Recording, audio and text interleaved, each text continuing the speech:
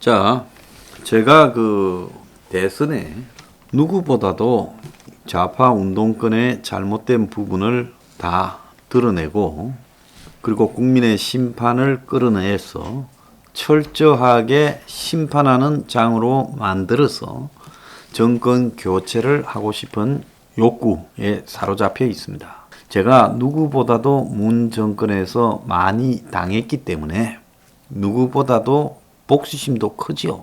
전 복수심이 있습니다. 솔직히 말하면 이 386 운동권의 대의를 팔아먹어서 그야말로 주사파 북한의 앞잡이처럼 만들면서 저들은 호의호식해온 이 가식을 다 깨트리고 싶어요. 그래서 80년대 운동권의 대의를 배반한 놈들을 다 국민 앞에 세워서 심판을 받게 만들고 싶다라는 욕구가 강합니다. 또 더 나아가서 문정권식에 이렇게 엄중하게 언론과 여론을 조작하며, 그리고 심지어 야당까지도 조작하며 공안, 공포, 그리고 코로나 방역 독재 정치를 하는 자는, 이거는 이 세상에서 두 번 다시 싹이 다시 나지 않도록 처벌하는 반나치법 같은 강력한 반독재법을 헌법에 명시해서 정해야 된다라는 생각까지 하고 있습니다.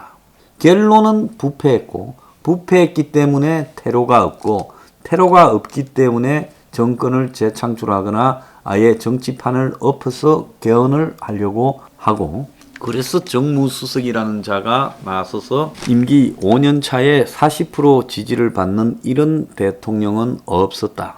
그래서 척을 지고는 누구도 대통령이 되지 못한다라는 말을 뻔뻔하게 하고 있는 겁니다.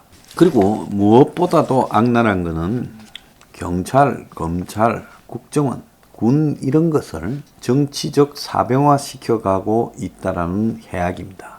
국가를 유지하는 이 공안기구들이 정권에 의해서 사적으로 장악되어 가지고 지금 주구 노릇을 하도록 만들고 있다. 이것은 엄청난 저는 제약이라고 생각합니다. 자, 그래서 이 정권을 타도하고 이 새로운 정권으로 교체하는 부분에서 혁명 21이나 저는 우리가 우리의 서민개혁의 가치를 포함시키기 위한 노력을 하겠지만은 누구보다도 이런 정권 교체에 강한 욕망을 가지고 있는 사람들이 모여있는 집단이다, 이렇게 말할 수 있습니다. 그런데 여기서 정말로 우리가 하나 너무나 정권 교체를 하고 싶다면 우리가 알아야 될 일이 있습니다. 대선까지의 과정에서 원만하지 않은 일이 벌어졌을 때 그냥 자연스럽게 시간이 줄어들고 대선 국면이 오고 이런 게 아니라 경제가 지금 점차적으로 붕괴돼 가고 있다는 것은 한국은행조차 인정을 하고 서울대 교수들조차도 인정을 합니다. 그러면 이런 경제 붕괴의 상황이 올 때 이 문 정권이 경제 붕괴의 책임을 져야 되는 것이 상식적으로는 100% 맞는 이야기인데, 이때까지 이 정권이 했던 모습을 보면 자기들이 위기를 만들어 놓고 그 위기를 가지고 이용해서 자신들의 정치적 위기를 탈출하는 내용이 여러 번 있었습니다. 특히 코로나 가지고 자기들이 초기에 중국으로부터 유입을 막지 못해 대구 등에 대량 확산되니까 그때부터 자기들이 철저한 검역 방역을 하면서 마치 조기 진압했고 코로나 모범 방역국이 된 것처럼 홍보해서 총선에 대성을 거두었습니다. 그러니까 이자들이 경제 붕괴가 본격화될 때 그 경제 붕괴의 국민들의 분노를 이용해 가지고 또 포퓰리즘을 자극하는 국가 들어먹는 과감한 공약을 내걸면서 경제 붕괴의 시대에 생계난에 처한 국민들의 의식을 파고들 수 있다는 겁니다. 그러면 기존에 지금 기득권 보수가 가지고 있는 시각은 어떠한가? 우리가 그걸 알아야 된다고 보고 있습니다. 지금 딱 8개월 남은 대선은요, 제가 볼 때 어떤 대선이냐, 경제 위기에 어떻게 대처할 것인가라는 안을 내는 대선이 될 거다, 저는 그렇게 보고 있습니다. 그 경제적 문제 외에 어떠한 대안도 제대로 된 대안이 되지 못할 거다. 경제 문제에 대한 대안이 대선에서 핵심적 논쟁이 될 거다, 그렇게 보고 있습니다. 그러면 기존의 기득권 보수가 내세운 경제적 대안이라는 것을 우리가 잘 볼 필요가 있어요. 홍준표가 말했던 거, 황교안이 이야기했던 거, 유승민이가 이야기하는 거, 그리고 이준석이가 말하는 거. 이런 것들을 다 망라해보면 저 국민의 똥당 주변에서 나올 대선 경제 공약이라는 것이 지극히 빤하다. 문재인 정권의 경제 실패를 비판하면서 주 52시간 최저임금 이런 거 철폐부터 시작해서 부동산 민간 공급 확대, 성장을 통한 낙수 효과. 자, 이런 거 또 4차 산업 육성 뻔히 쭉 나와요. 부동산부터 전부가 다요. 그리고 기업에 대한 규제 완화. 한마디로 신자유주의, 글로벌주의, 그리고 기술 우선주의를 표방하는 한국의 수구 기득권 꼴통들의 시각, 그리고 대한민국의 이 재벌들의 시각에 딱 맞는 내용을 내걸 거라는 겁니다. 지금 민주당의 반재벌 첫 번째 선두주자였던 박용진조차도 대선에 나선다면서 친재벌 발언을 거듭하고 있습니다. 하물며 지금 국민의 똥당의 윤희숙이라는 자가 대선 후보로 나섰다고 하지 않습니까? 윤희숙이 똑똑한 건 사실인데 윤희숙이 가지고 있는 KDI식 사고는요, 철저하게 기득권 보수에 걸맞는 사고를 가지고 있어요.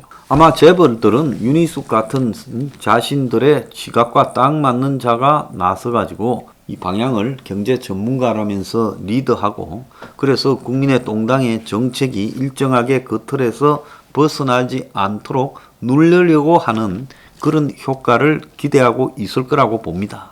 그래서 기득권 보수가 정경련과의 관계를 벗어나지 못한 상황에서 대선이나 총선을 치러온 것을 감안하면요, 우리가 이번 대선에서도 기득권 보수 수준의 컨텐츠로 이 대선을 승리할 수 있을까? 저는 매우 회의적으로 바라보고 있습니다. 지금 몇 가지 기득권 보수에서 성역처럼 되어 있는 부분을 깨는 킬러 컨텐츠를 제시하지 않고는 다음 대선에서 이 보수의 승리는 영원히 불가능한 부분이 몇 가지 있어요. 첫 번째가 뭔가 하면 이 부동산 문제에서 민간 공급이라는 부분입니다. 이 민간 공급에서 현재 대한민국의 주거난을 해결할 방법은 없고 부동산 투기 바람을 잡을 방법은 없다고 봅니다.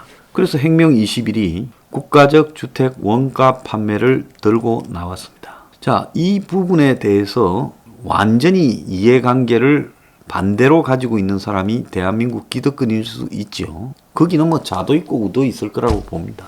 왜 그러냐? 그들을 대부분이 부동산 투기로 막대한 재산을 갖다가 정식시켜오고 정려해온 그런 사람들인데, 국가적 원가 주택 판매가 이루어지면 자신들의 집값이 내려갈 거라고 생각을 하게 될 겁니다. 또 대한민국의 재벌 회사들은 그 자기들의 비자금 축적의 원천이 부동산 아파트 파는 건데, 그 아파트 파는 일을 못하게 되었을 때 그들이 입을 손해를 계산할 겁니다. 그리고 정치인이나 지자체장들도 다 그런 부동산 개발 과정에서 돈을 축적하고 투기도 하는데 그런 부분에 대해서 분노할 거예요. 그래서 이 부분이 기득권 보수에 대한 명백한 척을 지는 그런 이 각오 없이는 보수에서 이 안을 채용하기가 거의 불가능할 거다라고 보입니다. 근데 좌파 진영이 만약에 이 안을 채용했을 때 벌어질 대가를 한번 생각해 보세요. 대선 못 이깁니다. 집 없는 사람 대부분이 그쪽을 지지할 거예요. 여기에 고향이고 뭐고 뭔 필요 있겠어요. 내 집이 생기는데 내가 살 수 있는 가격으로요. 이 부동산 공약 한 개로 끝내버릴 수가 있다고 저는 생각을 합니다. 그러니까 이 기득권 보수가 이 킬러 컨텐츠를 아마 그냥 두면 100% 포기할 건데 안 할 건데, 이걸 포기하는 순간에 대선 이기기는 어렵다고 봐야 됩니다. 두 번째로요, 지금 국가적 고용 창출에 대해 심각하게 고민을 해야 됩니다. 제가 학교가 방과 후에 사교육비가 지금 한국의 이 국민들의 지출 중에 제일 큰 분야이기 때문에 이 사교육 건전을 위한 방과 후 준교사 제도를 도입해서 과외를 학교에서 이렇게 가르치고 그래서 그게 아주 저렴한 비용으로 소득에 따라서 부과되는 형태로 가야 된다. 그래서 수십만 명의 이런 교사를 만들어야 된다. 또 가장 중요한 게 노인 요양. 국가가 지원해 준다지만 요양급여를요. 그거 외에도 돈이 숱하게 들어갑니다. 그런데 그 돈을 들이고 제대로 된 대우를 받느냐 하면 거의 고려장 수준이죠.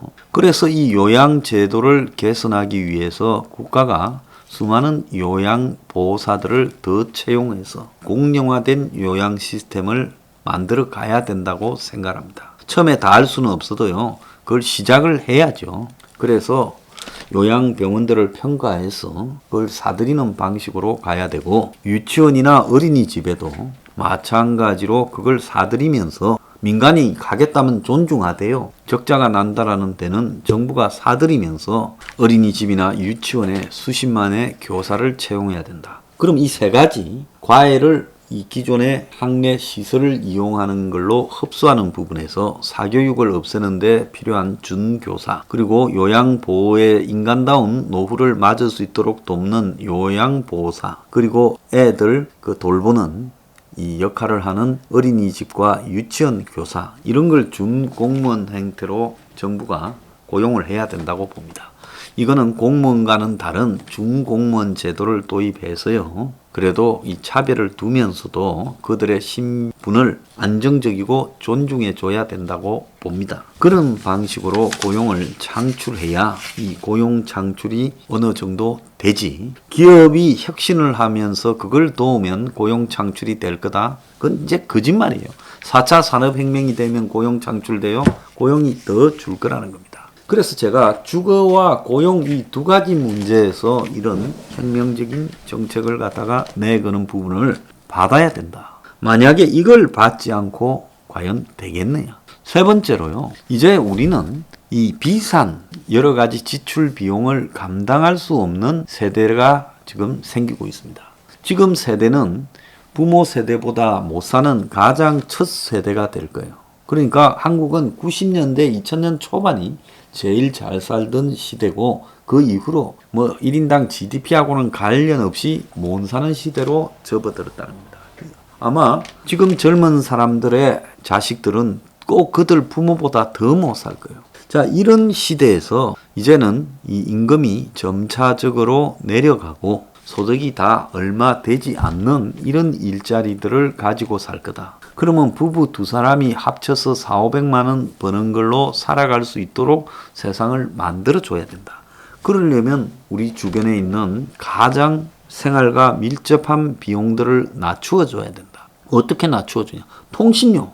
아니 시스템 다 깔았고 LTE면 충분한데 뭔 5G, 6G, 7G 이렇게 계속 갑니까? 전화기요. 한 번 사서 한 5년 써도 되는 거지.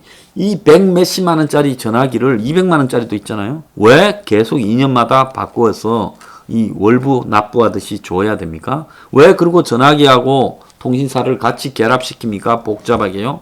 그래서 이 통신비를 대폭 낮춰야 된다. 전화기 비용도 대폭 낮춰야 된다. 그 다음에 우리가 사는 전자제품, TV, 냉장고, 청소기, 뭐 세탁기, 건조기 이런 게 왜 비쌉니까? 한국이 왜 아마존에 공구를 하면 삼성께 훨씬 싸게 삽니까? 아마존은 뭐 논 팔아서 장사합니까? 자, 이런 것이 한국 사회의 이 담합에 의해서 전자제품이 비싸게 구입되는 거 아니겠습니까? 차도 마찬가지예요. 한국 차들이 외국 나가면 훨씬 한국보다 질 좋은 걸 싸게 팔잖아요. 그러니까 이 차도 독점화되어서 비싸게 팔고 있다. 휘발유 그리고 국민들이 각자 드는 민간보험 전부 다 비싸게 책정되어 있다는 겁니다. 이런 비용들을 낮추면요 생활비가 대폭 내려갈 것이다. 그런 방식을 통해서 이 국민들의 삶을 개선시켜야 된다. 그 다음에 정치 노조를 없애겠다고 공약을 하고 나와야 됩니다. 그래서 민노총이나 한국노총이 난리를 치겠죠. 개별 기업 노조는 허용하지 상급 노조를 없애겠다고 하고 그래서 해외로 나간 기업을 리쇼링 시키겠다. 되돌아오게 하겠다. 그래서 제조업을 융성화시키겠다. 그래서 기업에 있어서 토지는 국가가 지자체가 저렴하게 제공을 하겠다. 그래서 노조를 정리하고 그다음 토지를 정리하고 그리고 제조업을 통해 고용을 창출하는 기업에는 국가가 저렴하게 계속 평가해서 비용도 대출해 줘야 된다고 봅니다. 이런 방식으로 기업을 되돌아오게 해서 사라졌던 한국의 기업을 되살리는 과감한 정책을 내걸어야 되죠. 노조 폐지를 내걸어야 됩니다. 자, 이런 것들을 하지 않고 그냥 적당히 과거에 썼던 기득권 보수 수구들의 공약을 답습하면서 대선을 쉽게 이기려고 하다가는요, 이 경제 붕괴 시대에 100% 패배한다. 그래서 혁명 20일에서 이런 안을 마련했으니까 이런 부분에 대해서 수용을 하겠다라는 과감한 자세를 보이면 대선을 승리할 것이고, 이런 것들을 마치 좌파라고 매도하면서 무시할 때 이 대선에서 100% 좌파들이 이것보다 더한 걸 들고 나올 수도 있다. 어떻게 이기겠느냐. 진지하게 고민해 봐야 될 부분이라고 생각합니다.